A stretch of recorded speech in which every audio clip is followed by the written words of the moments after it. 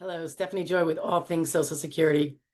We had a Q&A with a short little clip discussion on a particular topic. So I'm going to attach it for you here. It might be something that you're interested in if you clicked on this header. And following that, we're going to go through it a little bit more. So just wanted to give you the heads up. This is where it started from, and then we'll have the bigger discussion right after. All right, chat with you later. Bye-bye. Dimple says, do you have any videos concerning hobby income? I might not, because it's one of those little risky things, Dimple. I will say this, if it's pure hobby, and I know that's a very nebulous concept, particularly when we earn money from something, we sell something.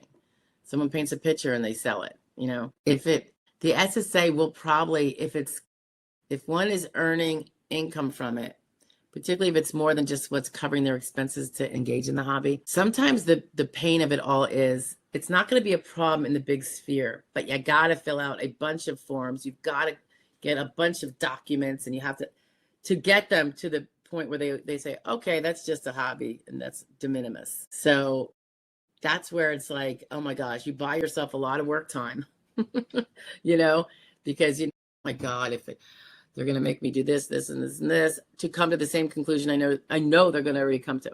So that's just part of it. And by the way, if someone's has something they consider a hobby, but they are netting $5,000, $10,000 a year, even though it's under SGA, it's going to be self-employment probably, because hobbies can be self-employment. My hobby is you guys, and I have to report taxes, and it's considered work. You have to kind of be careful. And then remember, self-employment, there is a thing to consider about if you're doing it over, I want to say 10 hours a week, because it's 45 a month.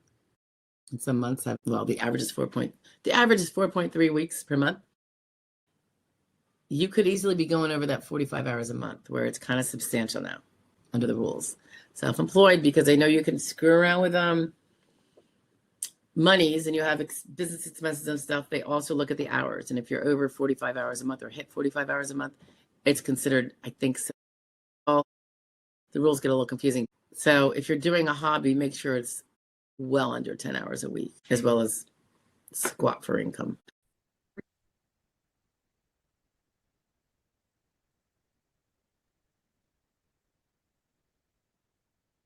Good afternoon. Just had a quick lunch, and things have just been bouncing like crazy today. Here is something that I thought might be of interest to people who have done this would be a gig or job, although probably originally it wasn't even considered a job. And now suddenly you're getting held to have had this job. Let me explain. One of the major retail sellers begins with an A, has a Z in it. They have this thing. I don't know if they still do. They probably, yeah, they do. They do still do, actually. Product reviewing. They might not be the only company that does that. And it seems like a great, fun thing to do.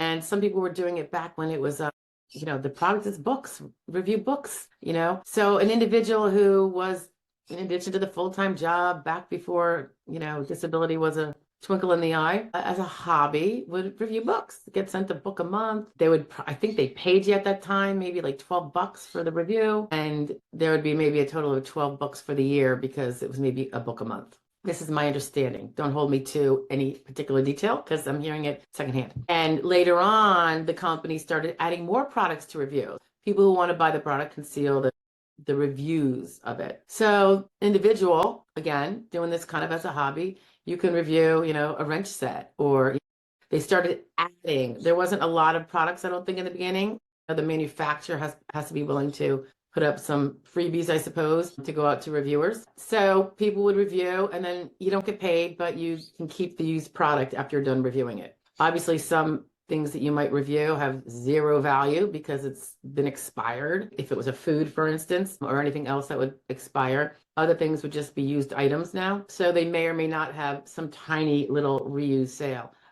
Sometime in the years after, let's say the mid-teens, there ended up being 1099s that were now issued after the company determined what the value of the used goods that are not being returned, that are being retained, kept, or disposed of by the reviewer person who was doing this for a hobby, obviously. The value of that would now be considered payments, and a 1099 for those payments, such that they are now earnings, would issue every year. I want to say that started in 2016. Don't hold me to it. I just have reasons for thinking it might have. So a few years later, the person stops due to disabilities, can't do full-time work anymore. Rather robust work at the time, 3 years. And as you know, you have to do a work history report, usually on initial, supposed to be on initial. And the claimant put the most recent U2 job, that full-time career job down, put down the job prior to that, and also put down this part-time hobby / job that, probably amounts to about 10 minutes a day if you were to average it out, maybe an hour a week. If it's a week, some weeks you don't obviously do anything. Put it down because, over the past years now, they'd suddenly be getting 1099s and were taxed on it. So the right thing to do, I think, it's not for a claimant to decide whether that was considered past relevant work. So put it in so the SSA can figure it out. Okay. So now the product reviewing still goes on to this day.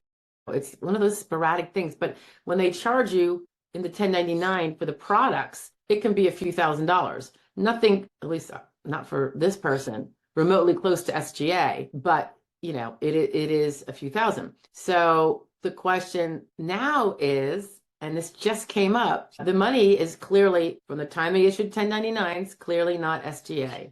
But remember, the SSA has to determine if any of your prior work in the last 15 years was PRW, prior relevant work. If it was prior relevant work, one of the questions in the sequential process will be, can she do any of her prior occupations that fall within prior relevant work? To be prior relevant work, it has to be SGA. Now we know the 1099s evidence that from 2016 forward, there was no SGA.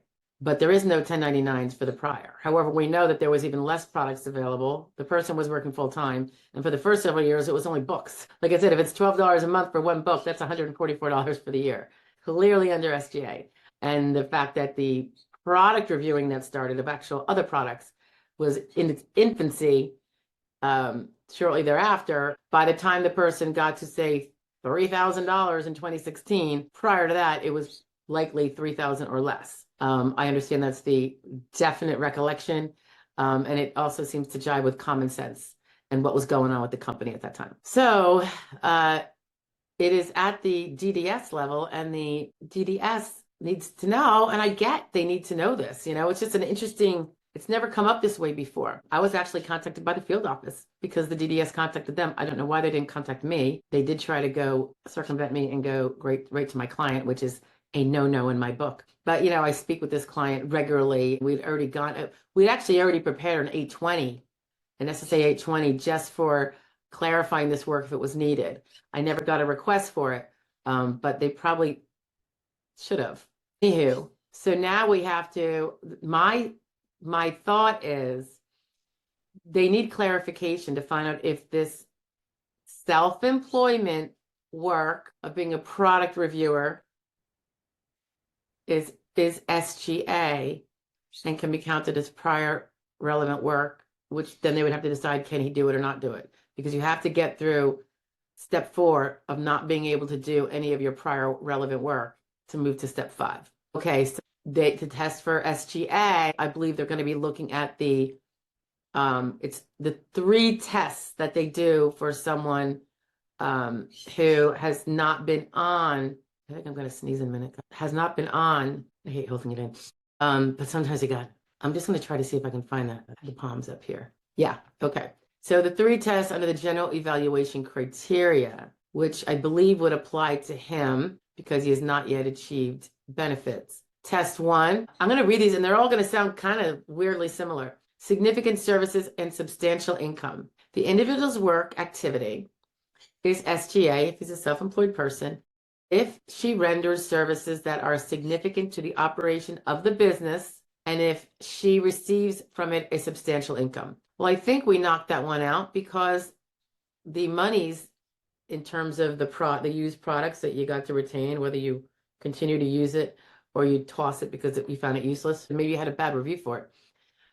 That's clearly not going to be substantial income. So I would think that would be he passes that test. Does she pass test number 2, which is comparability of work activity? The individual's work activity is SGA if, in terms of all relevant factors such as hours, skills, energy output, efficiency, duties, and responsibilities, it is comparable to that of an unimpaired individual in the same community engaged in the same or similar businesses as their means of livelihood. Clearly, the hours, skills, energy, all of that is not comparable to unimpaired individuals engaged in similar businesses, largely because of the fact that it was maybe, 5 minutes a day on average. And that's if you put it all together, because I don't think it was a daily thing. I think it was like maybe once a week, you got your product in and you tried it out, and then you wrote your review.